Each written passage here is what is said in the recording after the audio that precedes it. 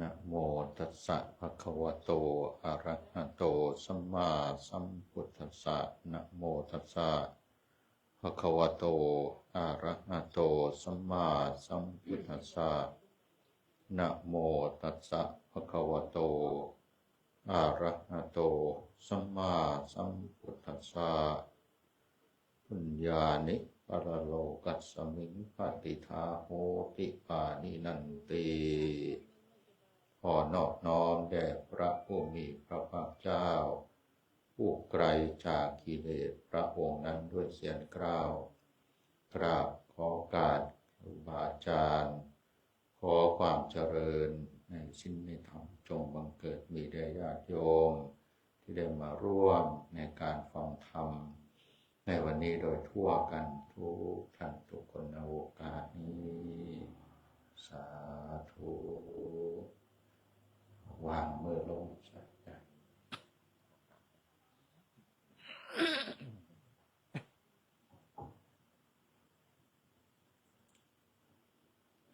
กับขออนุโมทนากับทางคณะเจ้าภาพในการจัดตั้งกองกฐินฟังธรรมเพื่อสิได้นำไปถวายอุทิศให้คุณพ่อครูพิไลคงวันนายพัฒนาศักดิ์คงวันที่ล่วงลับดับขันธ์จากพวกเขาไปอาจารย์ก็ได้รับอาราธนานิมนต์มาเป็นองค์แสดงธรรมก็ขอใส่เวลาตามสมควรตามกำลังทั้งกำลังผู้เทศทั้งกำลังผู้ฟังทั้งผู้เทศเมื่อยคือกันจะว่างานยังต้องงานยังทั้งงานอยู่วัดทั้งงานปริวาสอบรมพระแล้วก็ทั้งงานกฐินงานลูกศิษย์วัดนั้นศิษย์วัดนี้ให้กำลังใจเขาพอจะออกมาอันซุ่มหนึ่งก็ส่งขอความมาถามอาจารย์สิเดเวบอกว่าโอ้ยสิเวจังได๋เฒ่าไปคนละทิศว่าซั่นว่าสิกลับสิโค้งไปอีกก็จักสิฮอดยามใดมันเทื่อก็อยากไปทั้งไปร่วมบุญนำไปให้กำลังใจญาติโยมก็ได้ทำบุญนำแต่ว่าบางเทื่อมันเวลามันบ่ได้สังขารก็ต้องระวังสุขภาพอันนี้ก็เป็นเรื่องที่เราต้องยอมรับชีวิตคนเฮามันก็เกิดแก่เจ็บตายเฮาเฮ็ดจังได๋สิหนีได้สิหนีพ้นมันก็เฮ็ดจังได๋บ่ได้มันต้องยอมรับเพราะว่าชีวิตนี่มันเป็นเรื่องที่เฮาต้องบ่ประมาทจากเวลาเฮามาทำบุญหรือว่าเวลาเขาไปงานศพมันเป็นเรื่องเตือนใจแต่ว่าชีวิตทางโลกมันก็ไปอีกทางหนึ่งบางเทื่อมันก็ม่วนเป็นน้ำโลกคือจังสิบ่เป็นตาตายม่วนเป็นน้ำโลกคือสิบ่เป็นตาทุกข์นะก็สิม่วนเติมหนึ่งอยู่ตัวเห็นซุ่มหนึ่งแห่กฐินปาดมาเท่าๆก็เต้นเป็นแล้วมันก็เงืดคือกันบ่อยากอายลูกหลานพ่อเม็ดเลยบ่ได้ว่าซุ่มนั่งอยู่นี่เด้ว่าซุ่มอื่นพุ่นน่ะคือจังสิม่วนคือจังสิชีวิตนี่มันสิมีความสุขคักจังว่าอันนี้แนวม่วนก็ม่วนดีเด้บ่ม่วนก็ได้อันนี้บ่ว่าไผดอกอาตมาก็เคยม่วนเข้าใจอยู่เวลามันม่วนนี่ว่ามันโลกนี่เป็นห้องหนองผู้เดียวล่ะครับมันเป็นพินทองก็ได้แบบว่าคือสิบ่มีความทุกข์มันอยากกินมันอยากเล่นมันอยากฟ้อนอยากล่ำม่วนไปน่ะจนลืมเวลาจนลืมว่าเจ้าของสิเสียเงินเสียทองลืมว่าสุขภาพสิเป็นจังซั่นจังซี่จนลืมตายพุ่นแล้วแต่ว่ามันก็สิบ่ถอดคือเก่านั่นล่ะจึงสิลืมก็ได้อันนี้ก็ว่าทางโลกเขาก็มวนกันไปแต่ว่าในการมวนทางโลกนี่มวนจังได๋ก็อย่าให้เฮาประมาทเด้อ เพราะว่าชีวิตเฮานี่มันยังละกิเลสบ่ทันได้มันยังปล่อยว่างบ่ทันได้ใกล้ฮู้จักให้มันสมควรการสมควรเนี่ยมันเป็นเรื่องที่ให้เฮาได้บ่ให้เจ้าของแบบลำบากเดือดร้อนมีปัญหาเพราะว่าสิเป็นทางโลกก็ดีทางธรรมก็ดีคันเฮ็ดหยังบ่สมควรล่ะมันก็ทุกข์คือกันพระก็คือกันเด้บวชมาเป็นพระแล้วบ่ฮู้จักสมควรไปเฮ็ดไปสร้างไปนั่นไปนี่จนเป็นหนี้เป็นสินนี่มันยากนำเฮ็ดนั่นเฮ็ดนี่เจ้าอาวาสบางเทื่อก็โอ้ยสิเป็นโรคประสาทเป็นหยังติดหนี้หลายอย่าว่าเจ้าอาวาสบ่เป็นหนี้เด้ออาตมานี่ล่ะผู้หนึงเฮ็ดหนี้จังได๋บ่วะบางเทื่อมันก็เกินโตบางครั้งเพิ่นให้บวชมาลดมาละเพิ่นให้บวชมาขัดเกลาโตบวชมาแล้วก็อยากได้บุญมันก็สิเฮ็ดก็ได้ก็เลยสร้างนั่นสร้างนี่มันก็สร้างไปสร้างมาสร้างจนเกินโตเจ้าของไปมากก็เลยแทนสิทุกข์กับการปฏิบัติทุกข์กับการเห็นทุกข์ทุกข์กับการที่สิลดละกรรมทุกข์กับการก่อสร้างทุกข์กับการเฮ็ดนั่นเฮ็ดนี่บางเทื่อมันก็เลยแบบเสียเวลาของการปฏิบัติเจ้าของไปนั่นเองเขาบอกถึงว่าการทำบุญการเฮ็ดการสร้างก็ดีแต่ว่าก็ต้องให้มันสมควรแก่การเฮ็ดการทำเขาว่าสั้นมันก็สิลำบากเจ้าของมันก็สิทุกข์เจ้าของเป็นพระก็เลยมาทุกข์มาเฮ็ดมาสร้างมันยากน้ำก่อสร้างแล้วก็ยากน้ำโยมอีกได้มั้ยบางเทื่อก็ไปสงเคราะห์ไปซอยเหลือบางเทื่อก็เลยเป็นเรื่องที่เฮาสิต้องเกี่ยวข้องโดยที่บางครั้งมันก็อาศัยกันคันบ่เฮ็ดก็บ่ได้เพราะว่าเขาก็อาศัยพระก็อาศัยเขาบางเทื่อบางที่ก็เลยต้องเฮ็ดนำกันสังคมสงเคราะห์เพิ่นว่าแต่ว่าบางเทื่อสงเคราะห์หลายก็เมื่อยคือกันเด้อาตมาอยู่วัดนั่นจักหน่วยงานใดต่อหน่วยงานใดมาสงเคราะห์โยมซุ่มหนึ่งก็สงเคราะห์พระซุ่มหนึ่งก็มาขอให้พระสงเคราะห์จักสิวันนี้เลยขึ้นไปขึ้นมากกูเป็นขอบบ่นี่วะกูเห็นบ่มีอยู่คือกันบ่มีก็ต้องให้หาให้เขาได้บางเทื่อก็ได้เป็นอย่างสงสารเขาน้อยก็โรงเรียนน้อยก็โรงพยาบาลน้อยก็หน่วยงานนั่นหน่วยงานนี่แต่เฮาเฮ็ดได้เฮาก็อยากเฮ็ดซอยได้ก็อยากซอยล่ะแต่ว่าคันซอยหลายเจ้าของก็สิเป็นเคราะห์คือกันเป็นหยังมันเมิดมันบ่มีมันก็สิลำบากมันก็สิเป็นเคราะห์ตัวเนาะ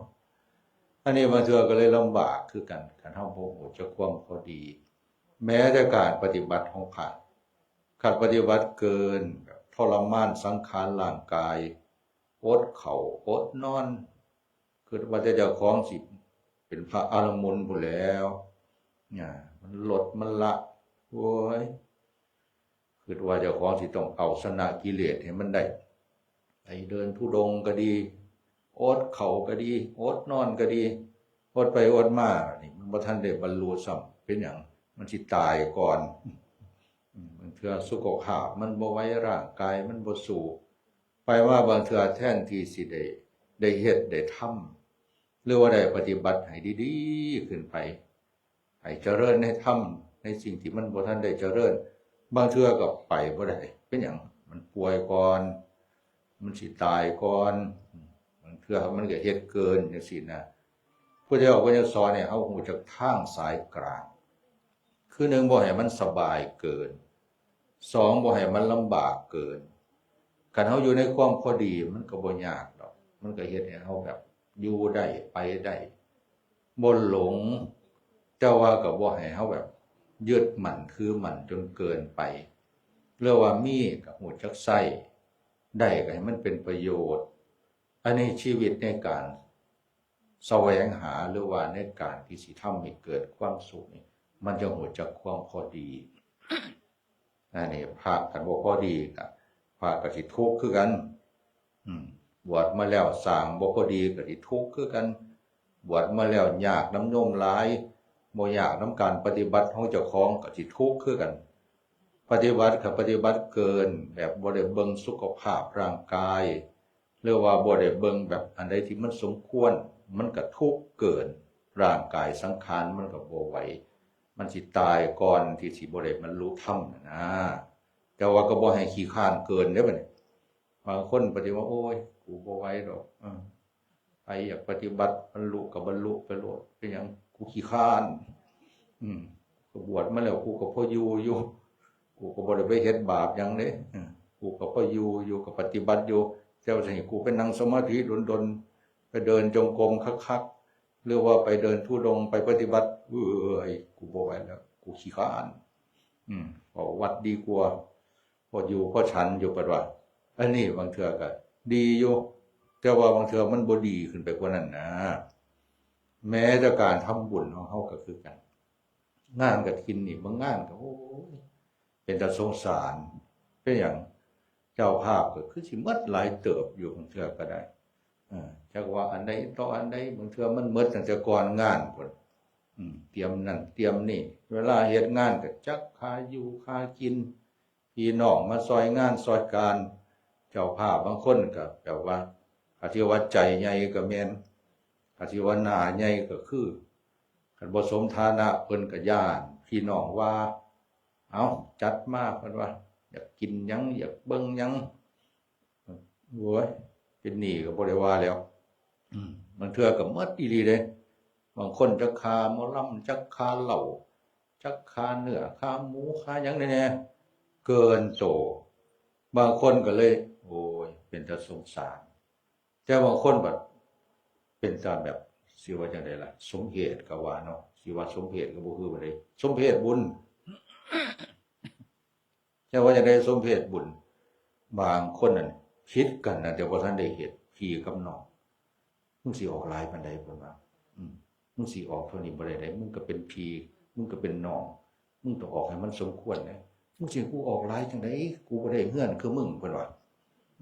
มึงได้เฮือนมึงได้สมบัติมึงก็ต้องออกหลายกว่าหมู่ที่เพิ่นว่ากูก็ได้อยู่กูข้างใดบ่หลายเพิ่นว่าบางคนก็มึงออกไปก่อนเด้อเดี๋ยวงานแล้วกูจังสิจ่ายเพิ่นว่างานแล้วมิดซิลีก็มีบางคนเอาตอนว่าสิจ่ายมึงก็ว่าอยู่แต่ว่ายามงานแล้วกูไปแล้วเด้อเพิ่นว่ากูละยามกูมีกูเรียกสิให้เพิ่นว่าบางคนก็เลยโอ้ยงานแล้วผิดกันก็มีย้อนทำบุญนี่บางคนก็ผิดตั้งแต่ก่อนเพิ่นมันยามงานบุญมันเนี่ยบางเทื่อก็โอ้มันเฟ้อมันเกินหลายเจ้าภาพก็มักเหล้าแน่เจ้าภาพก็มักม่วนแน่บัดนี้จักผู้ใดมาแน่จักผู้ใดกินแน่เมาทั้งเจ้าภาพเมาทั้งศรัทธาอาตมาไปงานหนึ่งเจ้าภาพมาถวายกันเทศเอิ้นลูกชายเพิ่นมาโอ้ยว่ามันโคกกันอีหยังล่ะโคกธรรมะว่านกกันของขึ้นสิถวายคือหยังว่ามันแบกให้เรามาว่าที่บ่มาถวายเพิ่นว่าเจ้าภาพเพิ่นว่าเอาถวายไปกินเหล้าเมาทั้งเจ้าภาพทั้งศรัทธาบางเทื่อก็เป็นสุเพศดีเด้งานบุญก็เลยเป็นงานแบบงานเมาเอาผู้มาบางคนผู้มีเกียรติก็บ่ว่าสิมาซอยหลายได้บางเทื่อก็โอ้ยเหล้าลี่ขวดนึงมันก็หลายบาทแล้วเด้ซอยงานก็200นั่นล่ะบางเทื่อก็100นึงซุมมาซอยงานก็บางเทื่อก็มาซอยสว่ามาเอาเนื้อเฮือนงานมาเอาของกินซอยแล้วก็บ่ได้แนวกินบ่ได้แนวหยังกลับบ้านกลับเฮือนบางเทื่อเว้าฮอดพื้นเจ้าภาพบ่มีดอกแถวกำแพงแถวอุทุมพรนี่คือสิบ่มีดอกคือสิมีก็มีแถวศิลาลาชราชีเพิ่นก็บ่จักล่ะซุมแม่ครัวก็แฮงไว้ใจบ่ได้แม่ครัวก็ได้บ่พอข้าวห่อกับเมื่อบ่พอข้าวห่อกับเมื่อเจ้าภาพบ่ทนจะไปซองเบิ่งเลยว่ามันหมดอีกแล้วบ่เนาะแนวกินกูเพิ่นว่ากูก็ยังเห็นสิหลายๆอยู่คือบกลงไปเลยบกลงไปเลยมันหมดย้อนหยังหมดย้อนห่อหรือหมดย้อนกินบ่ได้ว่าแม่นไม่ครัวบ้านเฮาดอกไม่ครัวทั้งอื่นพุ่นอันนี้ก็จักสิว่าแนวใดเนาะมาแล้วก็กินอิ่มแล้วก็สิได้ห่อเมื่อนำตัวผู้อยู่เฮือนก็ท่าอยู่แม่บ่เอาเมื่อไปนำผู้อยู่เฮือนสิบ่จมบ่โทบ่ปฏิไว้งานบางงานก็เลยเป็นงานบุญที่น่าสมเพชงานบางบุญก็เลยงานบางงานก็เลยเป็นงานบุญที่น่าสงสารแต่ว่างานบางงานก็เป็นตาซื่นส้มเด้อยากจะอ่อนซ้อนนิมนต์ครูบาอาจารย์มาเทศน์ฟังเทศน์แล้วก็บางเทื่อก็ ได้ปฏิบัติธรรมนำก็มีอาตมาเห็นแล้วโอ้เมื่อว่าในไปเทศงานหนึ่งว่าเป็นงานปฏิบัติธรรมวะชุมมาฟังเทศนี่ใส่สุดขาวมาเต็มเหมือนโอ้วะเนี่ยอยู่ศรีสะเกษนี่แหละคือตั้งใจมาฟังเทศแล้วครับนะมาแล้วก็มาฟังเทศนำมาทำบุญนำมาซอยนำคือบางงานเนี่ยเป็นตัวอ่อนซ่อนอีหลีแล้วเวลาทำบุญถือว่าทำบุญอีหลีคือทำบุญนะบ่ได้ทำบุญเพื่อให้ได้กินบ่ได้ทำบุญเพื่อให้มันแล้วบ่ได้ทำบุญเพื่อให้มันม่วนบางคนก็เลยทำบุญเพื่อให้มันได้กินได้ม่วนเรียกว่ารักษาหน้าตาทางสังคมแต่ว่าบางเทื่อเนื้อแท้ของบุญหรือว่าคุณค่าประโยชน์บางเทื่อมันก็อาจสิบ่ได้เต็มที่ปานใดแต่ว่าก็จักสิว่าจังได๋มันประเภทนี้เฮาเฮ็ดมากเฮ็ดกันไปมีเครื่องเสพเครื่องงั้นหมอหลอกหมอล่ำก็สิไปเว้าหลายเขาก็สิว่าอีกว่าโอ้อาจารย์ก็สิไปยากนำเขาหยังแต่เขาอยากม่วนก็ให้เขาม่วนเป็นหยังเงินก็บ่ได้ออกซอยเขาตัวเขาสิจ้างมาเขาสิเบิ่งเขาสิเต้นเขาสิร้องสิร่ำก็สิไปเมื่อยนำเขาอยู่บ่เขาเต้นก็ได้ก็บ่ได้เมื่อยแล้วแต่ว่ามันก็สิเฮ็ดจังได๋ล่ะก็ให้เว้าแน่เป็นหยังให้เว้าเพราะว่ามันเป็นพระก็สิเว้าเรื่องถูกเรื่องผิดเรื่องดีเรื่องชั่วเรื่องบุญเรื่องบาปตัวเนาะอันใดดีเฮาก็ว่าดีอันใดว่าบ่ดีก็สิว่าบ่ดีตัวแต่ว่ามันก็สิมันถูกใจกันหมดทุกคนมันก็บ่ถูกใจดอกก็เอาแบบคนละครึ่งซะเขากำลังสิมาในโครงการคนละครึ่งนี่คนละครึ่งว่าคือบุญครึ่งนึงมวลครึ่งนึงหรือว่าเฮาก็ซอยกันพี่น้องก็ซอยกันผู้นั้นก็ซอยกันผู้นี้ก็ซอยกันอย่าให้มันหนักผู้เดียวนะบางเทื่อให้แต่ผู้อยู่ผู้รับผิดชอบหนักผู้เดียวบางเทื่อมันก็โอ้ยแทนที่สิได้บุญบ่ได้เกียรติให้พี่ให้น้องนำได้ฉะนั้นเฮาทั้งหลายนี่คนละครึ่งซอยกันผู้นั้นก็ครึ่งนึงผู้นี้ก็ครึ่งนึงได้หลายครึ่งมันก็สิบ่เต็มอยู่บ่บุญก็ได้บุญตามประเพณีบุญที่เฮาเฮ็ดสืบต่อกันมาก็บ่ได้ดูถูกบุญที่เฮาได้เฮ็ดมาตั้งแต่ครั้งสมัยพุทธกาลอย่างงานกฐินจังซี่เขาเรื่องงานกฐินนี่มันก็มีหลายลักษณะเว้าแล้วบางเทื่อมันก็คันสิมาเว้าแล้วบางเทื่อก็บ่ถือกันก็มีเด้จังได๋ว่าซั่นบางคนเพิ่นว่าโอ้ยกฐินมันเป็นเรื่องของพระเพิ่นว่ามันบ่ได้เกี่ยวกับโยมมันเป็นเกี่ยวกับการรักษาพระวินัยในส่วนของพระสงฆ์ที่เพิ่นรับกฐินเพิ่นแสวงหาผ้าคือสมัยก่อนนั่นออกพรรษาแล้วเพิ่นก็พากันไปหาผ้าจังซี่นะไปหาในแล้วปราสาทหรือว่าผ้าที่เขาไปถิ่มเอาไปหยังสิก็เอามาซักเอามาตัดเอามาเย็บเอามาย้อมแล้วก็ยกถวายองค์ใดองค์หนึ่งที่จำพรรษาท่วนไตรมาสในอาวาสนั้นเพิ่นว่าอันนี้คือมีพระภิกษุสงฆ์เดินทางมาสิมากราบพุทธเจ้าเพิ่นเห็นว่าผ้าขาดชำรุดเพิ่นก็เลยว่าอนุญาตให้พวกเธอทั้งหลายไปแสวงหาผ้าได้อันนี้คือในส่วนของผ้าในเรื่องของพระวินัยเวลาได้ผ้ามาเพิ่นก็มาตีไม้เพิ่นเอิ้นว่าไม้สะดึงซึ่งผ้าอันนั้นแหละคือการกฐินแล้วเพิ่นก็พากันเย็บเป็นหยังต้องใส่สง4ลูกขึ้นไป5ลูกเพราะว่ามันสิจับคนละมุมหรือเวลาเย็บผู้นึงก็เย็บจังซี่นะซอยกันเย็บผ้าให้มันแล้วอันนี้คือบอกให้มันเข้าใจง่ายๆว่าออกพรรษาแล้วพระเพิ่นก็ไปหาผ้าพุทธเจ้าอนุญาตเอามาแล้วก็มาซอยกันเย็บแล้วก็ยกให้องค์ใดองค์หนึ่งที่คิดว่าสมควรที่เพิ่นผ่าขาดหรือว่าเพิ่นรู้จักรักษาจุดประสงค์เป้าหมายก็คือให้พระมีผ้าใส่เพราะว่าบางเทื่อโยมบ่มาถวายก็ไปหาเก็บผ้าบางสกุลมาหรือว่าผ้าที่เขาแบบเอาไปทิ่มเอาไปหยังมาเอามาซักเอามาตัดเอามาเย็บเอามาย้อมอันนี้คือเบื้องต้นบางคนก็เลยเอาเบื้องต้นนี่แหละมาบอกว่าโอ้ยกฐินมันบ่แม่นเงินเพิ่นว่ากฐินมันสิมาเฮ็ดมาแห่มามวนมานี่จังซี่มันเป็นเรื่องของพระวินัยเป็นเรื่องของพระเพิ่นว่าอันนี้เพิ่นเว้าก็ถูกอยู่เด้จังได๋ว่าถูกคือเบื้องต้นมันเป็นจังซั่น แต่ว่าเฮาก็ต้องเข้าใจว่าสังคมมันเปลี่ยนความศรัทธาก็มีจนสืบต่อมาบัดนี้มีผู้มีศรัทธาจังนางวิสาขาจังสี่หรือว่าเศรษฐีกหบดีเพิ่นเห็นพระไปหาพระเพิ่นก็เลยคิดว่าโอ้พระคือสิลำบากแท้ไปหาพระแล้วเพิ่นก็มีศรัทธานะอยากได้บุญเพราะว่าการกฐินนี่มัน1 เดือนเขาเลย1 เดือนแล้วมันก็สิหมดการมันก็มีการให้ทานอย่างหนึ่งที่ว่าเป็นอานิสงส์หลายคืออย่างคือการละทานอย่างในอวการละทานเนี่ยยังมีอานิสงส์หลายเพราะว่าให้ในเวลาที่มันสมควรบ่ได้เฉพาะกฐินเด้จังเวลาพาเพิ่นสิไปไสมาไสนี่เพิ่นสิออกเดินทางให้เพิ่นได้ฉันก่อนสิไปหรือว่าพระที่เพิ่นเข้ามาเพิ่นสิมาหาว่าท่านได้ฉันก็เฮาก็ถวายหรือว่าเพิ่นกำลังขาดแคลนหยังเพิ่นกำลังเมื่อยเพิ่นกำลังร้อนถวายน้ำกาลทาน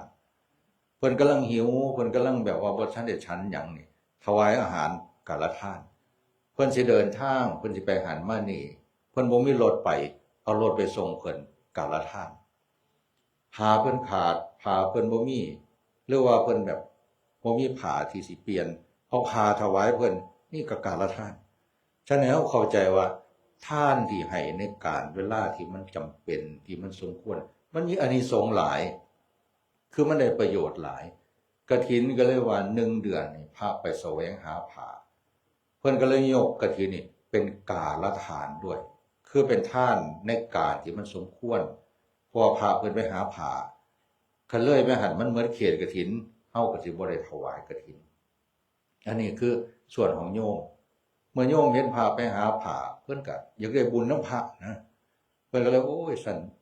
ออกพรรษาแล้วบ่ต้องไปหาก็ได้เด้อออกพรรษาบ้านเฮาพวกคงสิไปถวายก็ไปปักสลากไว้หรือไปแจ้งไว้ว่าพวกคงสิเอาผ้ากฐินไปถวายก็นิมนต์พระคุณเจ้าถารอรับผ้ากฐินบ่ต้องไปแสวงหาก็ได้เขามีศรัทธาเขาสิมาถวายก็สิไปหาบ่ได้บัดสิไปบอกโยมว่าโอ้ยโยมสิมาถวายอาตมาก็บ่เอาดอกอาตมาสิไปหาเองคันเฮาสิไปคืนจังซั่นมันก็บ่ควรเนาะแต่อย่าว่าบ่ควรคือมีคนเอามาถวายอยู่ก็สิไปหาเฮ็ดหยังล่ะก็สิว่าแบบภาษาโลกก็คือสิโง่แท้จังซี่นะมีโยมมาปรณาไว้มีโยมมาถวายอยู่ก็สิพากันออกไปหาผ้าในป่าซ่าหาผ้าเขาถิ่มเอามาซักเอามาตัดเอามาเย็บเอามาย่อคันเฮาสิไปเฮ็ดจังซั่นมันบ่สมควรได้บ่เนี่ยเพราะหยังคือมันมีคนมาถวายมีคนเอามาให้แล้วเฮาสิไปเดือดร้อนสิไปหามันก็สิคือแบบบ่ฮู้จักว่าอันใดมันควรบ่ควรคันมันบ่มีคนมาถวายนี่เฮาสิไปหาก็บ่เป็นหยังบัดนี้คือเฮาบ่มีคนมาถวายเฮาก็ไปหาเอามาตัดมาซักมาเย็บมาย่อถวายพระโยมศรัทธาอยากได้บุญก็เลยปรณาก็มาถวายบัดนี้พอมาถวายแล้วบัดนี้พระเพิ่นก็จะเอาผ้าไปกานตามพระวินัยของเพิ่นแต่เวลาที่ทำบุญนี่ศรัทธามีแม่นบ่เฮาก็อยากถวายอย่างอื่นนำบัดนี้ถามว่าถวายอย่างอื่นเนี่ยมันคิดอยู่บ่ในสิ่งที่มันสมควรแก่สมณะมันก็บ่คิดดอกแต่ถามว่าเรื่องของกฐินนั่นมันเป็นเรื่องหยังมันเป็นเรื่องของผ้าเพิ่นก็สิอุปโลกว่าผ้ากฐินทานและผ้าอานิสังสะบริวารทั้งปวงนี้เพิ่นก็ว่าเอาเท่านั้นเด้บ่ว่าผ้ากฐินทานและผ้าอานิสังสะบริวารทั้งปวงนี้ท้องบักพร้าวอ่อนอีก2 ทลายกล้วยอีก2 เครือหมอนก็มีสินก็หลายเสือบักกะแลงก็มีเพิ่นสิไปบอกโอ้มันก็บ่แม่นเด้อบัดนี้เพราะว่าหยังทุนมันเป็นบริวารเพิ่นก็สิว่าจะผ้านั่นล่ะเฮาก็เอาผ้าไปถวายเพิ่นก็อันนี้ไปแต่ว่าในส่วนอื่นบัดนี้คันเอาไปถวายมันผิดอยู่บ่มันก็บ่ผิดเพราะหยังมันเป็นบุญของเฮาคือบ่ได้มีงานกฐินเฮาก็ถวายอยู่แล้วคันมันมีงานกฐินเฮาถวายนำมันก็สิเป็นหยังเฮาอยากถวายผ้าอันไหนที่มันเกิดประโยชน์ถวายอาหารสิ่งของผลไม้สร้างกุฏิสร้างห้องน้ำหรือว่ามีปัจจัยที่ทำบุญมันก็บ่ผิดดอกเพราะหยังเพราะว่าเฮาเฮ็ดทำประโยชน์สิไปหาว่าโอ้ยกฐินอาตมาเอาแต่ผ้าเด้อบอกผ้าอ่อนก็บ่เอาดอก สินก็บ่เอาเสื้อปากกะแลงก็บ่เอาพวกสิ่งของบริวารเนี่ยโยมพากันเอาไปโลดอาตมาบ่เอาเสียเพิ่นไปว่าจังซั่นบ่ เงินอาตมาก็บ่ดอกอาตมาเอาแต่ผ้าคือคนมันมีศรัทธาเขาจะไปแบบว่าบ่ให้เขาทำบุญมันก็ไปปิดกั้นบุญของเขา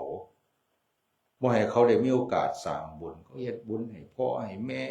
เฮ็ดบุญให้ผู้ที่เขามีความผูกพันก็สิให้ถวายแต่ผ้าคันเฮาบ่คิดอีกจังนึงเพิ่นว่าโอ้ยอาหารก็บ่ได้ถวายเพราะว่าหยังเพิ่นเอาแต่ผ้าพ่อแม่เฮาได้กินบ่เนาะบัดนี้กับเขาก็บ่ได้ถวายสิ่งของที่เฮาสิทำบุญมานี่อันใดมันเป็นประโยชน์ก็บ่ได้ถวายฉะนั้นน่ะเฮาอย่าไปปิดกั้นบางเทื่อพระก็ดีโยมก็ดีเพิ่นก็เว้าคือเพิ่นฮู้นะบอกว่าเจ้าของฮู้ว่าเจ้าของโอ้ยกฐินมันมีแต่ผ้าเท่านั้นล่ะบ่ได้เกี่ยวกับเงินกับทองดอกมันก็ฮู้กันมาตั้งแต่ใดแล้วล่ะวันว่าสิบ่ฮู้ผู้เพิ่นเอามาถวายน่ะเพิ่นก็ฮู้ผู้รับนี่เพิ่นก็ฮู้คือกันก็บ่แม่นว่าเฮาสิเอามาแบบใส่ในทางที่บ่ถูกคือคันเฮาบ่มีก็บ่เป็นหยังก็บ่ต้องถวายแต่ว่าคันเฮามีเฮาอยากถวายเฮาก็ถวายบ่แม่นถวายเป็นกฐินถวายเป็นบริวารหรือว่าถวายเป็นสังฆทานมันก็สิผิดอยู่ตั้งแต่บ่มีกฐินเฮาก็ยังถวายอยู่เฮาเฮ็ดกฐินเฮาสิถวายนำมันก็สิเป็นหยังแต่บางคนก็ไปเว้าไปว่าคือว่าเวลาทำบุญกฐินน่ะบางเทื่อก็ต้องให้มีเงินจังซั่นจังซี่คารวะตามพระวินัยอีหลีนั่นเพิ่นก็บ่ได้ว่าให้เฮาไปหาสิ่งเหล่านั้นดอกแต่ว่าคันมันมีมาเฮ็ดจังได๋สิมันเกิดประโยชน์แล้วให้มันรักษาศรัทธาญาติโยมคือบ่ให้พระไปขอแต่ว่าคันโยมมีศรัทธาก็บ่เป็นหยังเอามาทำให้มันเกิดประโยชน์บ่ได้เอาไปเพื่อความโลภเพื่อความเห็นแก่โตไปเพื่อสร้างวัดวาอารามในส่วนใดที่มันสิเจริญให้เป็นสถานที่ที่ใช้ประโยชน์ในศาสนาเนี่ยเฮาก็ได้บุญพระก็ได้ใช้คนไปคนมาก็ได้อาศัยสร้างกุฏิสร้างศาลามันก็สิมีผิดหยังล่ะฉะนั้นบัดว่าทำบุญน่ะมันมีแต่ผ้าเท่านั้นล่ะมันบ่ได้เกี่ยวกับเงินมันก็แม่นอยู่ดอกแต่ว่าคันมันมีเงินมาเอาไปใช้มันเกิดประโยชน์หรือว่าให้มันเกิดคุณค่าที่สิให้เกิดความเจริญในศาสนาอันนั้นก็เป็นเรื่องที่เฮาน่าอนุโมทนาอย่าไปเว้าแซะอย่าไปเว้าแบบดูถูกปานว่าครูบาอาจารย์เพิ่นสิบ่ฮู้เพิ่นสิบ่ได้ศึกษาไปเว้าปานเจ้าของฮู้ผู้เดียวกฐินบ่แม่นเงินดอกอย่าสิไปหายากเรื่องเงินนั่นนี่กฐินมันเป็นเรื่องของพระโอ้ยมันก็ฮู้นำกันหมดทุกคนนั่นล่ะแต่ว่าเฮ็ดจังได๋สิมันเกิดประโยชน์บ่ให้เจ้าภาพลำบากบ่ให้พระโลภอันนี้มันเป็นเรื่องที่เฮาต้องว่าได้มันสมควรได้คือบ่ให้พระเกิดความโลภแต่ว่าก็บ่ให้โยมนี่ลำบากเพราะบางเทื่อก็เฮาเฮ็ดหลายบางเทื่อพระก็มีความโลภได้คือพระบางเทื่อก็ไปบอกโยมเลยปีที่แล้วเนี่ยเขาถวายมา500,000ได้โยมกฐินปีนี้โยมสิต่ำกว่า500,000มันบ่คือได้บ่คันจังซั่นก็บ่คือได้พระก็ได้อยากได้เกินอยากได้โพดคันโยมก็มีมาถวายเท่าใดก็บ่เป็นหยังแต่ว่าสิไปบอกเอาไปขอเอาขันโยมมาปักกฐินนี่วัดอาตมามันบ่ต่ำกว่าล้านเด้ก็บ่ได้ล้านนึงอาตมาสิให้ผู้อื่นปักคันจังซั่นมันก็บ่ถูกคือคันเฮ็ดอันใดแล้วเพื่อให้เกิดความโลภเกิดความอยากอันนี้พระก็ต้องพิจารณาเจ้าของแต่ว่าคันศรัทธาเจ้าภาพมีบ่เป็นหยังดอกแต่ว่าเฮาทำเฮาก็เบิ่งว่าอันใดมันเกิดประโยชน์สิสร้างกุฏิสร้างห้องน้ำซอยเพิ่นเฮ็ดศาลาหรือว่าทำอันใดที่มันเป็นประโยชน์อยู่ในวัดเฮาก็พิจารณาเอาบ่มีก็บ่เป็นหยังบัดนี้เฮาสิมีผ้าสบงพื้นเดียวเฮาสิมีผ้าไตรเดียวเฮาก็ไปถวายได้แต่ว่าเฮาสิอยากอายพระบ่เท่านั้นล่ะวัดอื่นเขามีบักพร้าวเขามีบักกล้วยมีอ้อยมีต้นเงินไปถวายอยู่อันเพิ่นว่าอันผ้าไตรเดียวก็ได้ทอดกฐินข้างในก็สิเอามาถวายไตรเดียวนี่ล่ะเนาะพอเอ้ยเท่านี้ล่ะเอาสาธุเรื่องพวกนั้นคือสิบ่จำเป็นดอกเพราะว่าหยังเพราะว่าเพิ่นว่ากฐินมีแต่ผ้าเฮาสิกล้าเฮ็ดอยู่บ่เฮาก็บ่กล้าเฮ็ดแม่นบ่เฮาก็นิมนต์พระมาสวดมนต์นี่ทำบุญถวายภัตตาหารอุทิศให้พ่อให้แม่เฮา ยามนั้นเฮาก็อันใดที่เฮาเฮ็ดได้ทำได้เฮาก็ทำไปตามกำลังคือเฮ็ดบุญนี่เฮ็ดให้มันเต็มใจแต่ว่าก็บ่ให้มันลำบากใจเข้าใจอยู่บ่คือเฮ็ดบุญนี่เฮ็ดให้มันเต็มใจคือให้มีความรู้สึกเต็มที่ในบุญที่เฮาเฮ็ดได้เฮาทำได้บ่ลำบากเจ้าของแต่ว่าคันเฮาเฮ็ดแล้วลำบากเจ้าของน่ะอันนี้บุญมันสิบ่เต็มเพราะหยังมันสิมีความรู้สึกโอ้ยกูมันคือสิลำบากแท้เนาะกูมันคือสิยากแท้เนาะกูสิหมดเท่านั้นหมดเท่านี้อันใดก็แล้วแต่ที่มันลำบากใจน่ะอันนั้นบ่ควรให้เฮาเฮ็ดแบบเต็มใจคันเฮาเฮ็ดได้นี่เฮาก็เฮ็ดไปให้เจ้าของได้บุญได้คุณค่ามันบ่ได้เฮ็ดซุมื้อดอกบางเทื่อคันเฮามาเปรียบเทียบสิ่งที่เฮามีกับสิ่งที่เฮาเฮ็ดบุญให้พ่อแม่นี่บางคนนี่ก็สิไปคิดแต่ว่าย้านหมดหรือว่าแบบโอ้ยมันสิสิ้นสิเปลืองนั่นนี่จังซั่นนี่บางเทื่อก็ไม่ได้อยากอายอยู่ได้อยากอายอยากอายพ่อแม่ชีวิตเฮานี่มีค่าส่ำใดเฮาได้ทุกสิ่งทุกอย่างเพราะเฮามีชีวิตมรดกสมบัติบ้านช่องเรือนซ่านพ่อแม่หามาส่ำใดเพิ่นก็หาให้ได้ลำบากเพิ่นก็ยอมตายแล้วเพิ่นก็ไปนำบ่ได้เวลาพ่อแม่ตายบางคนโอ้ยงานศพภาคอีสานสิ้นเปลืองมากเพิ่นว่าหมดเงินไม่รู้เท่าไหร่เพิ่นว่าคันเฮาบ่มีก็เฮาสิไปให้มันยากเจ้าของเฮ็ดหยังล่ะแม่นบ่คันมันบ่มีเอาตายแล้วเฮาก็มาไว้จักคืนนึงมื้อใหม่มาเฮาก็ไปเผาโลดมนต์พระจักองค์เดียวน่ะขย้านเปลืองให้เพิ่นไปอนิจจาวัฏสังขาราให้บ่ต้องบอกหมู่บอกพี่บอกน้องก็ได้ย้านเขามากินมันสิเปลืองคันมันบ่มีก็บ่เป็นหยังแต่ว่าประเพณีบ้านเฮานั่น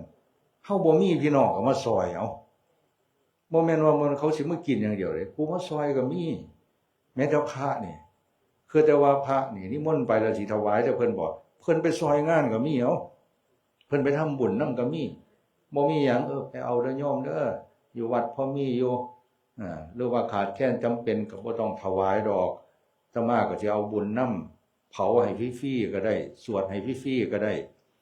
คันบ่มีเงินบ่มีหยังกับอาหารกับพี่น้องมาซอยอาตมานี่จัดให้มาหลายศพแล้วบ่ได้ว่าให้มาให้เงินเท่านั้นเท่านี้ตายแล้วเอามาวัดเผาให้บ่มีญาติบ่มีพี่น้องมาก็เผาให้ฉะนั้นเฮาอย่าไปดูถูกการทำบุญหรือว่าแบบประเภทนี้บางสิ่งบางอย่างคือจะว่าโอ้ยมันสิ้นมันเปลืองเท่านั้นเท่านี้งานศพอีสานบ้านเฮานี่กินคักกินแน่เพิ่นว่าอันนั้นมันสิไปโทษคนกินบ่ได้เพราะหยังเพราะเจ้าของไปซื้อให้เขากินเจ้าของก็จะกินน้ำนั่นล่ะสิว่าจังแม่นอีกอย่างนึงก็ได้คันเฮาคิดว่ามันสิ้นเปลืองเฮาบ่ไหวดอกเว้ยเฮาก็เอาพอสมควรเฮาบ่ว่าจะเป็นงานงานศพก็ดีงานทำบุญจังซี่ก็ดีคันเฮาคิดว่ามันสิโอ้บ่ไหวเว้ยเฮาบ่มีเว้ยเอาพอสมควรก็บ่เป็นหยังแต่ว่าคันเฮามีบัดนี้เฮาบ่เฮ็ดบัดนี้เอาความรู้สึกบางอย่างนี่มันจำจนฮอดมื้อตายบัดนี้คันบ่ได้เฮ็ดเทื่อเดียวเนี่ยมันบ่แล้วได้บัดนี้มันจำจนฮอดมื้อตายคิดฮอดยามใดงานศพแม่กูพ่อกูเฮ็ดได้อยู่กูก็บ่เฮ็ดกูทำได้กูก็บ่ทำกูเฮ็ดบ่แล้วนี่อันความรู้สึกตัวนี้นี่มันติดจนฮอดมื้อตายมันบ่ได้มาแล้วมันสิแล้วเลยฉะนั้นก็เฮาเฮ็ดได้ก็ให้เฮาได้เฮ็ดพอสมควรเฮาทำบุญอันนี้ก็แล้วแต่ละการอยู่การกินพี่น้องบ้านเมืองมาเบิ่งมาแย่งดูแลซอยเหลือกันก็ได้บุญนำกันฉะนั้นงานบุญเนี่ยเป็นงานที่เขาสิต้องมองให้มันเห็นคุณค่ามองให้มันเห็นประโยชน์ทางจิตใจเฮาก็สิบ่ได้ทุกข์นำบุญเฮาก็สิบ่ได้ยากนำบุญเพราะว่าหยังเพราะว่าเฮามีปัญญาในการทำบุญการทำบุญตามประเพณีมันก็เป็นเรื่องที่เฮาสืบต่อกันมาบางสิ่งบางอย่างมันก็บ่ว่าพุทธเจ้าสอนดอกแต่ว่าเป็นหยังจังเฮ็ดพ่อแม่เฮาพาเฮ็ดแล้วพ่อแม่เฮานั่นก็บ่ว่าเพิ่นสิเฮ็ดให้เฮาแบบเดือดร้อนหรือลำบากอีหยังได้แต่เพิ่นอยากให้เฮาได้ประโยชน์อันใดที่มันเพิ่มขึ้นมานี่จังจัดงานกฐินจังซี่คาถาว่าเฮาเฮ็ดให้มันแล้วเอาผ้าไปถวายเลยจบแม่นบ่แต่ว่าพ่อแม่เพิ่นอยากให้เอามางานอยู่บ้านนี่ เอามาตั้งกองกฐินอยู่เฮือนนิมนต์พระมาสวด3 คืนสวดมนต์หรือว่านิมนต์พระมาเทศน์แต่ละคืนพี่น้องมาซอยงานซอยการเฮ็ดงานแต่ละเทื่อแต่ละที่นี่สิบ่ให้พี่น้องฮู้บ่ให้พี่น้องเห็นบ่พี่น้องมาร่วมนำมันก็สิคือสิขี้ร้ายโพดก็บ่ว่าพี่น้องเขาสิมากินอย่างเดียวเขาก็อยากได้บุญนำอยู่ก็มีเขาก็อยากได้เห็นได้ชื่นชมอนุโมทนานำก็มีประเพณีก็เลยเกิดขึ้นเขาก็เลยมาจัดงานกฐินอยู่บ้านงั้นที่นี่เวลาจัดงานมันสิมีแต่บุญอย่างเดียวคนเฮานั่นมันก็บ่ว่าสิมีแต่ธรรมะอย่างเดียวบางเทื่อมันก็มีแบบหลายอย่างประกอบกันเนี่ยว่าซั่นเพราะว่าแสมันถูกใจทั้งหมดทุกอย่างมันเป็นไปบ่ได้เสียมันดีคือเฮาอยากให้มันดีเนี่ยแม้แต่ตัวเฮาก็ยังบ่ดีทั้งหมดเฮาสิไปอยากให้คนอื่นดีถูกใจเฮาหมดนี่โอ้ยยากทำใจไปโลดคือว่าเจ้าของเนี่ยมันดีส่ำใดเอาคันเฮามาเบิ่งเจ้าของคักๆเนี่ยโอ้ยกูก็มีแนวบ่ดีคือกันเว้ยกูอยากให้คนอื่นดีหมดทุกอย่างนี่มันสิเป็นไปได้จังได๋ทั้งที่เจ้าของก็ยังบ่ดีหมดฉะนั้นเฮาก็ต้องยอมรับความเป็นจริงแม้แต่พุทธเจ้าถามว่าพุทธเจ้านี่เพิ่นสอนให้คนบรรลุธรรมหมดบ่เพิ่นสอนดีแต่ว่าคนสิบรรลุธรรมนั่นมันบ่ว่าสิไปบรรลุธรรมได้หมดตั้งแต่พระเทวทัตบวชให้เป็นพี่น้องซ้ำเป็นญาติอยู่นำเท่าใดบัดสุดท้ายเทวทัตก็ยังสิฆ่าพระพุทธเจ้าเทวทัตได้ไปตกนรกพุ่นอันนี้ว่าถือว่าให้เฮาได้เข้าใจว่าแต่ละคนมันมีกรรมแต่ละคนบ่คือกันฉะนั้นเวลาเฮาทำบุญนี่เฮาสิเลือกแบบว่าโอ้ยเฮาสิเอาแบบบุญขาวสะอาดบุญแบบบ่ให้มีเหล้ามียาบ่ให้เครื่องเสพเครื่องนั้นถามว่าเฮ็ดได้บ่เฮาก็เฮ็ดได้แต่ว่าเฮาเฮ็ดผู้เดียวได้เพราะหยังผู้อื่นเขาอาจสิบ่เฮ็ดนำเฮาอาตมาไปบางงานนี่บางเทื่อก็สงสารโยมบางคนก็อยากทำบุญแบบดีที่สุดฟังเทศน์ปฏิบัติธรรมบ่ให้มีเครื่องเสพเครื่องนั้นแต่ว่าลูกเต้าเขาบ่เอานำพี่น้องเขาบ่ว่านำเขาสิว่าบ่ให้มีแห่บ่เอ้ยมึงอย่าสิมาเว้ากับกูกฐินงานบ้านใดเขาก็แห่ฟ้อนอ้อมบ้านมึงบ่ให้แห่บ่เอ้ยกูนี่บ่จ่ายคือกันแล้วว่ะกูว่าสิซอยกูก็บ่ซอยล่ะเป็นหยังมึงบ่แห่พุ่นว่ะมึงบ่มีหมอลำซิ่งบ่มึงบ่มีดนตรีบ่เขาก็ยังมีได้เพิ่นว่ามึงบ่เฮ็ดมึงกูก็บ่ซอยมึงคือกันเพิ่นว่าไปๆมาๆบัดนี้เป็นจังได๋ผิดกันจังหยังย้อนทำบุญคือผู้หนึงสิเอาจังนึงผู้หนึงสิเอาจังนึงบุญบางเทื่อมันก็เลยบ่เข้ากันคันเฮาคิดว่าเฮาสิเฮ็ดให้มันแบบถูกใจเจ้าของเฮาเฮ็ดโลดผู้เดียวเจ้าของเพราะหยังมันสิบ่ได้ให้ผู้อื่นมายากนำแต่ว่าการเฮ็ดการทำอิหยังทุกอย่างมันเฮ็ดผู้เดียวมันยากมันเฮ็ดผู้เดียวมันก็ลำบากมันก็เลยต้องเฮ็ดนำกันปัญญาที่เฮาสิต้องรู้จักแยกแยะคือคันเฮาคิดว่าเฮาเฮ็ดเอาบุญเฮาก็เอาบุญของเฮาไผเฮ็ดแล้วได้ม่วนก็เขาก็ม่วนไปมันก็จักสิว่าจังได๋คนมักม่วนผู้ใดเขาแบบอยากกินก็ให้เขากินไปเพราะหยังเพราะเขามักกินแต่ว่าให้มันอยู่ในความเหมาะสมสมควรบ่ให้มันเฟ้อมันเกินแบบโอ้ยกินอย่างเดียวเล่นอย่างเดียวม่วนอย่างเดียวบุญบ่มีคันว่าซั่นมันเฮ็ดนำกันบ่ได้อย่างบางเทื่อบางคนนี่จังซักเฮาแนวเฮาสิอยากอยู่กับคนที่ดีที่สุดบ่ให้แบบมีปัญหาคือให้เป็นคนที่แบบดีทุกอย่างนะถามว่าขัดเขามีหม่องแบบว่ามีสถานที่ที่คนดีทุกอย่างให้ไปอยู่นำกันเฮานี่ก็สิบ่ได้ไปอยู่นำเขาเป็นหยังเพราะว่าเฮาก็บ่ดีทุกอย่างคือกันฉะนั้นการที่เฮาสิอยู่นำกันได้นี่มันเลยต้องมีดีมีชั่วมีบาปมีบุญซึ่งเฮาก็เลือกเอาบุญเฮาอย่าไปเลือกเอาบาปนำเขามันมีดีเฮาก็เลือกเอาดีเฮาอย่าไปเลือกเอาชั่วนำเขาเฮาบ่ได้ทำชั่วนำเขาเฮาบ่ได้ทำบาปนำเขาคันเฮาฮู้จักความเฮาก็เอาแต่สิ่งที่ดีนี่ล่ะเฮาสิไปเอาบาปนำเขาเชื่อว่าเอาชั่วนำเขาเฮ็ดหยังบางคนบ่ได้ทำบาปนำเขาบ่ได้ทำชั่วนำเขาแต่เจ้าของนี่ล่ะโง่เองเป็นหยังไปเอาชั่วมาใส่ใจเจ้าของ ไปเอาบาปมาใส่ใจเจ้าของทั้งที่เจ้าของบ่ได้ทำแต่ว่าเฮาน่ะไปยึดมันไปหลงไปเอาสิ่งเหล่านั้นเขามาใส่ใจเฮานี่น่าสงสารอยู่เด้อาตมาเนี่ยยังบอกเจ้าของแล้วอาตมาอยู่น้ำขาดหลายพระก็มันว่าสิเรียบร้อยหมดเลยพระโพไปเวก็มีขออภัยเด้อพระเอ้ยพระปวงก็มีพระบ่พอปัวก็มีพระดีก็มีเอาถามว่าสิไปให้พระดีมาอยู่นำบ่สู่องค์ได้บ่โอ้ยสิไปหาเอาใส่ล่ะแต่พุทธรูปก็ยังมีแบบบ่สมบูรณ์ก็มีเอาขนาดเจ้าของเฮ็ดก็คักเดี๋ยวพุทธเจ้าแบบคือว่าแบบเฮ็ดออกมาแล้วแบบโอ้ยมันถืออกถือใจเฮาผู้อื่นมาเห็นผู้อื่นก็ยังมาตีของเฮาอยู่เฮ็ดองค์ใหญ่เพิ่นคือเฮ็ดองค์ใหญ่โพดแต่เพิ่นองค์น้อยเพิ่นโอ้ยก็น้อยโพดเพิ่นว่างามก็งามโพดเพิ่นว่าเอ้างามก็ยังมีโพดอีกอยู่เพิ่นมันถือก็จ้อยโพดมันถือก็อ้วนโพดคือแต่มันถือใจคนนี่โอ้ยมันเป็นไปได้ยากฉะนั้นเฮาเฮ็ดจังได๋1ก็เฮ็ดให้มันถูกต้องได้เฮ็ดให้มันถูกต้องถึงมันจะบ่ถูกใจคนหรือว่าคนบ่ถูกใจเฮาก็ต้องยอมรับแต่ว่าคันมันบ่สามารถเฮ็ดให้มันถูกต้องได้หมดเฮาก็ต้องยอมรับให้เจ้าของนี่เว้นออกจากสิ่งเหล่านั้นไผเฮ็ดบ่ดีก็เขาก็รับผลของเขาไปเขาเฮ็ดได้เขาได้เขาดีเขาเฮ็ดบ่ได้เขาก็บ่ได้เขาก็บ่ดีมันก็เป็นเรื่องธรรมดาเขาก็เอาของเฮานี่ล่ะให้มันได้อย่าไปโทษกับความชั่วของคนอื่นอย่าไปโทษกับการแบบอันใดที่มันเฮ็ดบ่ถูกอกถูกใจเฮาการปฏิบัติธรรมนี่บางเทื่อมันเป็นเรื่องอยู่ในใจเฮานี่เด้บางคนว่าไปปฏิบัติธรรมอยู่วัดก็แม่นก็ดีบางคนว่าไปปฏิบัติธรรมไปแบบมีเขากรรมฐานหรือว่าไปปฏิบัติพิเศษก็ดีคือกันแต่ปฏิบัติอีหลีนั่นอยู่ไสอยู่ใจเฮานี่ปฏิบัติจังได๋อย่าเข้าไปหลงในอารมณ์ไปยึดมันถือมันในความพอใจบ่พอใจเพราะหยัง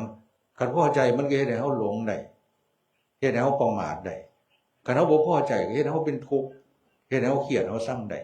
คันเฮารักษาใจเจ้าของได้นั่นคือการปฏิบัติธรรมสิอยู่วัดก็ได้อยู่บ้านก็ได้แต่ว่าอยู่บ้านเนี่ยมันสิยากแน่เพราะหยังเพราะว่าภัสสะมันหลายคันบ่มีธรรมะพอมันก็สิขันแตกขันติมันบ่ได้ปฏิบ่หายดอกมันอดบ่ได้เป็นหยังกูก็อดบ่แห้งแล้วได้เย็นกูก็ทำใจบ่แห้งล่ะแต่มันก็โพดมันเห็นดูหลายกูก็ทำใจบ่ได้พอแล้วบ่ฟังความกูก็อดบ่ได้บางเทื่ออยู่บ้านมันก็เลยเฮ็ดยากเพิ่นก็เลยให้ไปหาหม่องสัปปายะเพิ่นว่าหม่องใดมันสมควรแต่ว่าคันเฮาฝึกได้ปฏิบัติได้น่ะอยู่บ้านก็ฝึกได้อันนี้บ่ได้ว่าพระบ่ได้ว่าเมสซี่บ่ดีเด้ขออนุญาตเด้อเมสซี่คือบางเทื่ออยู่วัดบางเทื่อก็บ่ได้ปฏิบัติเอาธรรมะไปใส่บางเทื่อก็เป็นทุกข์กว่าซุ่มอยู่บ้านก็มีเด้เป็นหยังซุ่มอยู่บ้านนี่แบบอยู่ทำบุญใส่บาตรไหว้พระสวดมนต์ก็มีความสุขไปคันผู้ใดบ่ได้ฮู้จักแบบลดละปล่อยวางเอาธรรมะมาใส่อยู่วัดก็ทุกข์เพราะอยู่วัดคือกันเห็นพระก็ทุกข์นำพระเห็นเมสซี่ก็ทุกข์นำเมสซี่พวกโยมไปวัดว่ามักไปทำบุญบางเทื่อก็ไปผิดกันก็มีเป็นหยังแบ่งเขาบ่เท่ากันได้อาหารแล้วบางเทื่อก็เอาหลายโพดบ่แบ่งหมู่ก็ว่าไปทำบุญอยู่แต่ว่าบางเทื่อมันก็ปล่อยวางบ่ได้อันส่วนทำก็ทำอยู่แต่ว่ายามเมื่อกูก็ต้องเอาหลายๆเด้เป็นหยังกูก็อยากได้คือกันว่าฉะนั้นการปฏิบัติธรรมเนี่ยอยู่บ้านก็เฮ็ดได้อยู่วัดก็เฮ็ดได้แต่อยู่วัดนั่นมันสิเฮ็ดง่ายกว่าอยู่บ้านคันหัวจักเฮ็ดเพราะมันบ่ได้ไปเกี่ยวของเก็บพวกเอียงต่างๆที่มาสัมผัสให้เฮาผัสสะหลายผู้ที่สามารถเอาประโยชน์ได้อยู่วัดก็ได้ประโยชน์หลายแต่ว่าอยู่บ้านคันมันไปบ่ได้ก็เฮ็ดเอาอันใดที่มันพอเฮ็ดได้ใส่บาตรก็ดีทำบุญสวดมนต์ไหว้พระแล้วก็พยายามหลีกเว้นจากสิ่งเหล่านั้นทีนี้ย้อนมางานกฐินเฮานี่ก็เลยเป็นกฐินบูรณาการเข้าใจบอกกฐินบูรณาการคือตามพระวินัยก็ถือว่าผ้านี่สำคัญไปถวายพระแล้วก็ตามศรัทธา คือเขามีความศรัทธาเขาสิมีสิ่งของมาเพิ่มมีนั่นมีนี่มากบ่เป็นหยังตามกำลังของเขาบ่ให้เขาลำบาก อันนี้คือพาตามพระวินัยสิ่งของบริวารตามศรัทธาพี่น้องหรือว่าสังคมบ้านเมืองตามประเพณีแต่ว่าอย่าให้มันเกินอย่าให้มันลำบากอย่าให้มันเดือดร้อนเจ้าของคันเอาเฮ็ดได้เฮ็ดแบบให้มันเต็มจิตเต็มใจแต่อย่าให้มันลำบากใจอย่าจะมาบอกว่าทำบุญนี่คันว่าทำเต็มที่ได้เต็มใจได้ให้เขาทำแต่ว่าอย่าให้มันลำบากใจอย่าให้มันแบบเดือดร้อนเจ้าของเพราะว่านั่นมันจะได้เขาเกิดปัญหาเดี๋ยวบุญมันก็สิบ่เต็มอันนี้เขาก็เบิ่งความสมควรในการทำหลักการเขาเอาบุญนี่ไปต่อบุญเรียกว่าอุทิศบุญเอาไปต่อบุญยังไงเขาก็เอาบุญนี่ต่อไปให้เกิดคุณเกิดค่าเกิดประโยชน์เพราะว่าชีวิตเขาต้องแก่ต้องเจ็บต้องตายเขาก็อย่าประมาทในชีวิตเฮ็ดบุญนี่แล้วก็เฮ็ดบุญนี่ต่อไปให้มันได้คุณได้ค่าอันนี้คือเอาบุญต่อบุญหลักการเบิ่งแย่งผู้ที่ยังมีชีวิตอยู่ทำบุญให้พอหรือว่าผู้มีพระคุณอันนั้นก็ส่วนทำไปเพิ่นตายเพิ่นจากเข้าไปเฮาเฮ็ดได้ก็คือทำบุญให้เพิ่นแต่ว่าผู้ที่ยังบ่ทันตายเนี่ยสำคัญเป็นหยังเพิ่นยังอยู่กับเฮาเนี่ยบางเทื่อมันโอ้มันแนมเห็นแล้วมันสะท้อนใจอยู่เด้จังได๋จะว่าสะท้อนใจคือชีวิตนี่มันต้องมีมื้อที่เฮาจากกันอาตมานั่งโหลดไปกับโยมแม่บางเทื่อก็หันกลับมาแนมเบิ่งเราเข้าไปงานศพคนอื่นแม่เขาตายพ่อเขาตายมื้อหนึ่งสิเป็นมื้อของเฮาพ่อเฮาตายแม่เฮาก็ต้องตายคนที่เฮาฮักคนที่เฮาผูกพันก็ต้องตายฮอดมื้อนั้นเฮาสิทำใจจังไดแล้วตอนที่เฮายังแบบอยู่นำกันนี่เฮาดูแลเพิ่นจังไดแต่ว่ามื้อที่เฮาต้องจากกันนี่มันก็ต้องมีอยู่แล้วฉะนั้นเฮาทั้งหลายอยู่นำกันนี่เป็นเรื่องที่เฮาต้องพิจารณาเจ้าของเด้คือบางเทื่อสิมาแบบตายแล้วจะมาคิดฮอดคิดหาทำบุญให้บางเทื่อมันเฮ็ดได้บ่เต็มที่หรอกเวลาเฮาคิดฮอดพ่อเนี่ยกับพ่อตายนี่สิเห็นกันได้คือยามฝันอาตมาในฝันเห็นนี่ให้ในฝันเนาะให้ในฝันคิดฮอดคือว่าคันเราอยู่เราสิดีใจนำเฮาว่าเราได้เฮ็ดได้สร้างว่าเฮาแบบ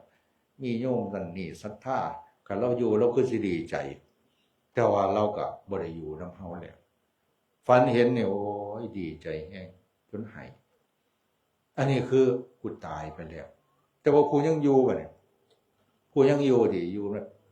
แต่ละมื้อนี่บางเทื่อก็ต้องอาศัยความฝันเฮาย่างไปหาได้หรือว่าเพิ่นมาหาเฮาได้ดูแลกันได้แต่มันยังมือเทื่อเฮาก็ยังหลงยังประมาทยังลืมเอาอาตมาเนี่ยบ่ได้ว่าเจ้าของแบบอันนี้เลยตำหนิเจ้าของเป็นหยังอยู่วัดอาตมายังมื้อเช้านี่เกือบซุมื้อเอาแม่ก็สิมาหายังมื้อเช้าบางเทื่อก็เอาของมาถวายมีแนวกินแซ่บๆแล้วก็เอามาเดินใส่พวกแล้วก็มาถวายบางเทื่อไปเทศน์ก็มาดึกๆแล้วก็มาถามข่าวเป็นจังไดล่ะเมื่อยบ่แล้วว่าว่ามันลูกไปหาแม่เด้แม่มาหาลูกบางเทื่ออาตมาออกไปส่องเมืองละมายังมื้อเช้ามาก็เปิดประตูแล้วก็มาเอิ้นออกมาแล้วก็เอานั่นมาถวายเอานี่มาถวายเอาดอกไม้มาถวายถามว่าเจ้าของนี่เอานี่ บ่ได้ว่าผู้อื่นให้ว่าเจ้าของเนี่ยยังมื้อเช้านี่เคยย่างไปหาแม่จักเทื่อบ่บางเทื่อมันสะท้อนในความรู้สึกเจ้าของนะว่าแม่อยู่นำเฮานี่นะยามพ่อตายแล้วเฮาก็คิดฮอดบ่ได้เห็นหน้าบ่ได้เว้านำถ้าแต่ยามฝันบัดยามแม่บ่ทันตายแม่ยังอยู่นี่เฮาก็ยังคือบ่ย่างไปหาแม่เนี่ยยังมื้อเช้าไปถามข่าวเราอยู่จังได๋เจ็บไข้ได้ป่วยบ่เราก็เฒ่าแก่แล้วจักสิอยู่กับเฮาได้ฮอดมื้อใดนี่อีหยังให้แม่ย่างมาถามเกือบซุมื้อโอ้ยกูนี่มันก็เทศเรื่องกตัญญูเทศเรื่องฮู้จักบุญคุณหมู่เท่าใดแ แต่ก็มันว่าเฮาบ่ฮักบ่ห่วงเราได้เฮาบ่คิดว่าเอ้าอยู่นํกันเพิ่นว่าก็อยู่วัดนํกันนี่ล่ะเพิ่นว่าเราก็บ่ได้ไสเราก็อยู่วัดมันก็อยู่วัดนํกันอยู่แต่มันหากอยู่คนละหม้องเราก็อยู่กุฏิเราเฮาก็อยู่กุฏิเฮาคือลูกเต้ากับพ่อแม่อยู่เฮือนเนี่ยหาว่าอยู่เฮือนเดียวกันบ่บางคนก็อยู่เฮือนเดียวกันแต่ผู้หนึงอยู่เทั้งห้องเทั้งผู้หนึงอยู่ห้องทางใต้ผู้หนึงก็บ่ได้อยู่แล้วผู้หนึงก็ไปเฮ็ดงานผู้หนึงก็บ่ทันตื่นยังมื้อเช้าแม่ตื่นก่อนไปเฮ็ดกับข้าวนึ่งข้าวแล้วเฮ็ดกับข้าวแล้วลูกจึงตื่นแม่บางคนเฮ็ดกับข้าวให้ลูกกินซุมื้อเฮ็ดให้กินตั้งแต่น้อยจนเฒ่าลูกบางคนก็กินน้ำพ่อแม่ตั้งแต่น้อยจนเฒ่าคือกันบ่ได้คิดว่าโอ้ยกูแบบพ่อแม่เฒ่าแล้วกูต้องเฮ็ดให้พ่อแม่กินนี่หยังมันเคยชินมันเรื่องธรรมดาแล้วแต่ว่าผู้เฒ่าก็เป็นความสุขเราได้คันเราได้เห็นเราก็มีความสุขเราได้เฮ็ดแนวกินให้ลูกหลานกินลูกหลานย่องเล่าโอ้ยอีแม่เจ้าคือเฮ็ดแซ่บเขาอิ่มในใจเราบ่ได้กินเราก็อิ่มเป็นหยังเราว่าลูกย่องเล่าเราว่าแท้ยังเข้มมันคือกระจ้างเจ็ดเลดอย่างตาบ่ดีใส่เกลือเกินหรือว่าแบบใส่เครื่องปรุงบ่ถูกแต่ว่าลูกเพิ่นย่องเอาบัดนี้แซ่บบ่ล่ะอีหล่าแซ่บแม่แซ่บเดี๋ยวแม่สิเฮ็ดให้กินใหม่เพิ่นว่าอันนี้บ่แซ่บก็ว่าแซ่บบ่คืออยากให้แม่ดีใจอันนี้ถือว่าเป็นเรื่องที่ให้กำลังใจฉะนั้นเฮาเอาบุญต่อบุญทำบุญให้พ่อเฮาก็มองกลับมาเบิ่งแม่ทำบุญให้แม่ดูแลแม่ดีๆแล้วก็ทำบุญให้เจ้าของนี่ล่ะเจ้าของก็ได้บุญให้เจ้าของนำเพราะว่าชีวิตเฮามันก็บ่แน่นอนดีๆเด้มันมีมื้อที่เฮาต้องตายมันมีมื้อที่เฮาต้องพัดภาคอาตมาจะมีสโลแกนว่าทำไมต้องทำบุญทุกวันทำไมต้องรักษาศีลให้ดีทำไมต้องปล่อยวางให้ได้เพราะเราอาจจะตายในวันพรุ่งนี้ก็ได้ฉะนั้นเราเลยต้องทำบุญซุมื้อเพื่อให้ใจมันอยู่กับบุญสวดมนต์ไหว้พระแผ่เมตตาก่อนสิหลับสินอนเพื่อให้เราได้ชำระจิตใจเพื่อมื้ออื่นเราบ่ได้ตื่นมารักษาศีลให้มันดีมันสิบ่ได้เศร้าหมองมันสิบ่ได้เป็นบาปกับเจ้าของเพราะว่ามื้ออื่นอาจสิตายก็ได้ปล่อยวางให้มันได้แต่ละมื้ออย่าให้มันมีความทุกข์หลายบางสิ่งบางอย่างมันก็เป็นสิ่งที่แบบมันบ่ได้มีประโยชน์หยังที่เฮาสิไปเก็บมันไว้เครียดให้เขาเจ้าของเป็นทุกข์แล้วสิไปเครียดเฮ็ดหยังล่ะสั่งให้เขาเจ้าของก็โอ้ยทรมานอิจฉาเขาเฮาก็แบบทรมานความทุกข์ที่มันเกิดขึ้นแบบเฮานี่เป็นผู้หลงไปยึดมั่นถือมันฉะนั้นเฮาทั้งหลายนี่คัดปล่อยวางได้ปล่อยวางเด้อสงสารเจ้าของม่วนว่าเฮาเสียเปรียบเขาเด้คันเฮาคิดว่าโอ๊ยกูเครียดให้มึงกูสั่งให้มึงนี่กูได้เปรียบมึงบ่แม่นเขาไปนอนหลับสบายกินข้าวแซ่บเขาไปเที่ยวไสก็บ่จักเจ้าของนั้นมาเครียดให้เขาเจ้าของยังมันทรมานใจปล่อยวางบ่ได้ฉะนั้นเฮาแต่ละมื้อนี่พยายามปล่อยวางอารมณ์ความไม่พอใจในจิตใจเรานี่ให้ได้ให้มากที่สุดแล้วเฮาสิชนะเขาการชนะคนอื่นบ่ว่าเฮาไปด่าเขาหรือว่าไปอีหยังเขาให้เขาแบบเจ็บปวดเสียหายหรือว่าเว้าว่าเขาบ่ดีนั่นมันแห่งสิสร้างปัญหาใหม่ขึ้นมาการชนะเขาคือหยังชนะใจเจ้าของนี่คันเฮาชนะใจเฮาได้เฮาก็ปล่อยวางความทุกข์ได้เฮาก็บ่ทุกข์เฮาบ่ทุกข์นั่นล่ะคือเฮาชนะคันเฮายังทุกข์อยู่นั่นแสดงว่าเฮาแพ้ฉะนั้นชีวิตเฮาแต่ละมื้อนี่พยายามปล่อยวางให้มันได้ให้หลายที่สุดเพราะว่าชีวิตจริงๆนั่นมันคือชีวิตปัจจุบันนี่เด้ตายแล้วสิไปสวรรค์ตายแล้วสิไปตกนรกมันยังบ่ทันถึงนิพพานอยู่ข้างหน้าก็ยังบ่ทันมาชีวิตที่เฮาอยู่ซุมื้อนี่ปัจจุบันนี่ปล่อยวางให้มันได้นั่นแหละคือชีวิตที่เฮาสิบ่ต้องมาเดือดร้อนบ่ต้องมาทุกข์เพราะว่าชีวิตจริงๆนี่คือชีวิตปัจจุบันฉะนั้นทุกมื้อเฮาจึงต้องปล่อยวางให้มันได้ให้หลายที่สุดเด้อผู้ใดเครียดให้ผัวอยู่กับเศร้าเครียดซะเด้อผู้ใดเครียดให้ลูกอยู่กับเศร้าเครียดซะกลับเมื่อนี่ไปบอกเขาโลดผู้เศร้าเครียดให้มื้อละกูเมื่อยว่าซั่นกูทรมานแฮงว่ากูบอกกูละแบบหลงมาตั้งดนเครียดให้มึงอยู่มัดมื้อมื้อนี่ อาจารย์ลั่นมาเทศน์กูฟังกูเข้าใจละกลับเมื่อนี่กูเศร้าเครียดแล้วล่ะมึงสิเป็นหยังกระสร้างหัวมึงเป็นหยังกูสินอนกูเศร้าเครียดแล้วกูเมื่อยเอ้าเท่านี้ละยายกูเทศน์กับเมื่อยคือกันโอ้ยกับขออนุโมทนากับคณะเจ้าภาพ ทุกท่านทุกคนที่น้องมารวมฟังเทศน์นำก็ขอให้ได้ตั้งใจอุทิศส่วนบุญส่วนกุศลนี่ให้คุณพ่อพิไลคงวันนายพัฒนาศักดิ์คงวันให้เดี๋ยวมาโมทนารับส่วนบุญส่วนกุศลมีทุกข์ขอให้พ้นจากความทุกข์มีสุขขอให้สุขยิ่งขึ้นไปก็ให้เขาได้เอาประโยชน์ในธรรมนำไปปฏิบัติให้มันได้อยู่บ้านก็ดีอยู่วัดก็ดีอยู่กับพ่อกับแม่อยู่กับพี่กับน้องอยู่กับไผไก่เฮาได้เอาความดีนั่นล่ะเป็นบุญมันสิเฮ็ดให้เฮามีความสุขคันเฮาดีกับเขาเฮาก็สิบ่แบบว่าบ่เป็นหนี้คันเฮาไปทำอยู่ในบ่ดีกับเขาเฮาก็สิเป็นหนี้ทางใจคือเฮาสิทุกข์นะครับฉะนั้นคันเฮาอยู่กับไผเฮาบ่อยากเป็นหนี้บ่อยากเป็นทุกข์เฮาทำความดีกับเขาถึงเขาสิบ่ดีกับเฮาก็พยายามปล่อยวางให้มันได้แล้วเฮาสิบ่ได้ทุกข์กับเขาก็ขอความเจริญงอกงามในศีลในธรรมในคุณงามความดีจงบังเกิดมีแก่เฮาทั้งหลายให้ยิ่งขึ้นไปโดยทั่วกันทุกท่านทุกคนด้วยเถิด